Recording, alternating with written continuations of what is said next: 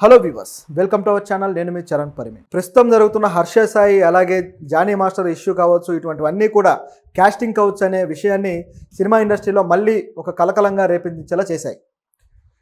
మొన్నటిదాకా మీటూ అనే ఉద్యమం 2021 వరకు సాగింది. ఆ తర్వాత మళ్ళీ చప్పబడిపోయింది. మీటూ ఉద్యమం పేరుతోటి ఎవరు కూడా ఏ మహిళలు కానీ ఏ నటీమణులు కానీ ముందుకు రాలేదు.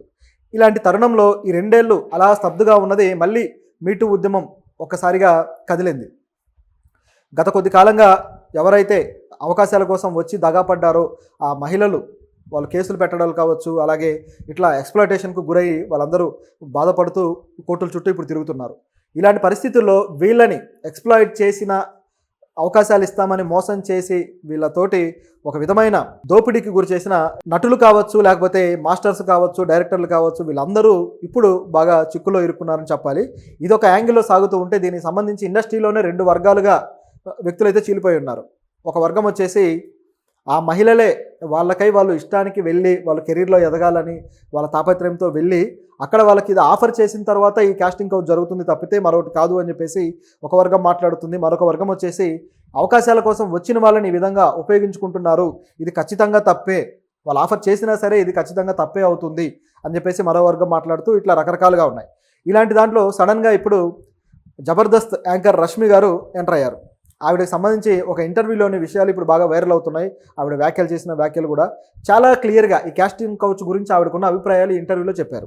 ఏమన్నారంటే, ఆ ఇంటర్వ్యూలో అడిగిన క్వశ్చన్కి కాస్టింగ్ కౌచ్ ఉంది కదా, మహిళలు ఈ విధంగా ఇబ్బంది పడుతున్నారు కదా, ఇట్లా ఈ రేప్ కానీ ఇటువంటివన్నీ జరుగుతున్నాయి కదా అన్నప్పుడు ఆవిడ ఈ రేప్ అనేది ఎవరో బలవంతంగా చేసే అవకాశం ఉండదు ఈ కాస్టింగ్ కౌచ్లో, వీళ్ళకై వీళ్ళు ఇష్టపడితేనే జరుగుతుంది తప్పితే దాన్ని రేప్ అనలేమని చెప్పేసి ఆవిడ అన్నారు. అయితే దీంట్లో ఆవిడ చెప్పిన కోణం ఏంటంటే ఆ ఎక్స్ప్లెనేషన్ కూడా క్లియర్గా ఇచ్చారనమాట. కొంతమంది వ్యక్తులు తమ లైఫ్లో ఎదగడం కోసం, ఈజీగా అవకాశాలు అందుకోవడం కోసం, త్వరగా ఎదగాలని చెప్పేసి వాళ్ళే ఆఫర్ చేయడం, ఆ విధంగా ఆఫర్ చేసిన తర్వాత కొంతకాలం ముందుకు వెళ్ళాక సడన్గా ఫ్లేట్ ఫిరాయిస్తారు. దీన్ని మనం తప్పు పట్టాల్సిందే, దీన్ని మనం ఏమాత్రం ఎంకరేజ్ చేయకూడదు, అలా కాకుండా బలవంత పెట్టి చేస్తేనే అది రేప్ అవుతుంది అని చెప్పేసి ఆవిడ అన్నారు. దీంట్లో ఒక ఉదాహరణ చెబుతూ, ఒక 10 మంది అమ్మాయిలు ఉంటే వీళ్ళల్లో 9 మంది నేను ఇటువంటి దానికి దూరంగా ఉంటాను, ఈ విధమైన తప్పుడు దారిలో నేను వెళ్ళను అని సిన్సియర్గా అనుకుంటే అలా జరగదు, వాళ్ళు కూడా అలాంటి ఒత్తిడి తీసుకొచ్చే పరిస్థితి ఉండదు, ఆ అవకాశం కాకపోతే ఇంకో అవకాశం దొరుకుతుంది నిరూపించుకోవడానికి. కానీ ఈ 10 మందిలో ఏ ఒక్క వ్యక్తి అయినా సరే, ఒకరైనా సరే నేను ఈజీగా వెదగాలని ముందుకెళ్ళిపోతే ఆ వ్యక్తి జీవితంలోనే ఇలాంటి కాస్టింగ్ కౌచ్ అనేది ఉంటుంది అని చెప్పేసి ఆవిడ క్లియర్గా అన్నారు. సో ఇది ఇక్కడ గమనించాల్సిన విషయం. అంటే ఆవిడ కాస్టింగ్ కౌచ్ని సమర్థిస్తున్నట్టుగా కాదు, కానీ ఆవిడ ఉద్దేశం ఏంటంటే ఇలా ఈజీగా ఎదగాలనుకునే వాళ్ళు కూడా ఉన్నారు, వీళ్ళని మనం తప్పు పట్టద్దా అనేది ఆవిడ పాయింట్ ఆఫ్ వ్యూ. దాన్ని కూడా కాదనలేము, ఎందుకంటే ఇప్పుడు జానీ మాస్టర్ విషయంలో కూడా జరిగిన సంఘటన ఇదే. ఒక రకంగా ఆయన ఆఫర్ ఇచ్చాడు, అదేవిధంగా ఆవిడ నుంచి ఒక ఫేవర్ ఆశించాడు, ఆవిడ ఆ ఫేవర్ చేయడానికి ఆ రోజుల్లో సిద్ధపడి చేసి లైఫ్లో కొంత ఎదిగి ఇప్పుడు పుష్ప లాంటి సినిమాల అవకాశం అందుకున్నాక ఇప్పుడు కేసు పెట్టింది కాబట్టి ఇంత అవకాశం ఆవిడకి ఊరికే వచ్చిందా, ఆవిడని జానీ మాస్టరే ఎలివేట్ చేశాడు, ముంబైలో డాన్స్ మాస్టర్స్ కార్డు కూడా ఇప్పించాడు, ఇక్కడ ఆ కార్డు ఇవ్వనంటుంటే దానికోసం జానీ మాస్టర్ ఉండి పోరాడుతున్నాడు అని చెప్పేసి ఒక వెర్షన్ అయితే వినిపిస్తూ ఉంది. దీన్ని కూడా కొట్టిపారేయలేని పరిస్థితి ఏర్పడింది. ఇప్పుడు హర్ష సాయి ఇష్యూలో కూడా ఇదే అయింది. ఇట్లా ప్రతి విషయంలోనే ఇలా రావడంతో ఇవి చర్చకు దారితీస్తున్నాయన్నమాట, మహిళలు మాట్లాడేవి కూడా.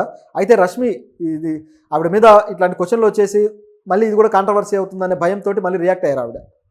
నిజానికి ఆ ఇంటర్వ్యూ ఆవిడ 2020లో ఇచ్చిన ఇంటర్వ్యూ.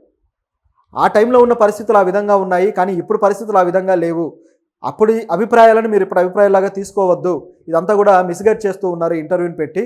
కానీ ఇప్పుడు కాస్టింగ్ కౌచ్ అనేది ఈ విధంగా వాళ్ళని బలవంతంగా లొంగ తీసుకోవడానికి ఉపయోగిస్తున్నారు కాబట్టి ఇది ఖచ్చితంగా తప్పే, పైగా దీంట్లో వీడియోలు అని చెప్పేసి వాళ్ళని బెదిరింపులకు పాల్పడుతున్నారు, దీన్ని ఖండించాల్సిందే అని చెప్పేసి ఆవిడ ఇప్పుడు మాట్లాడారు.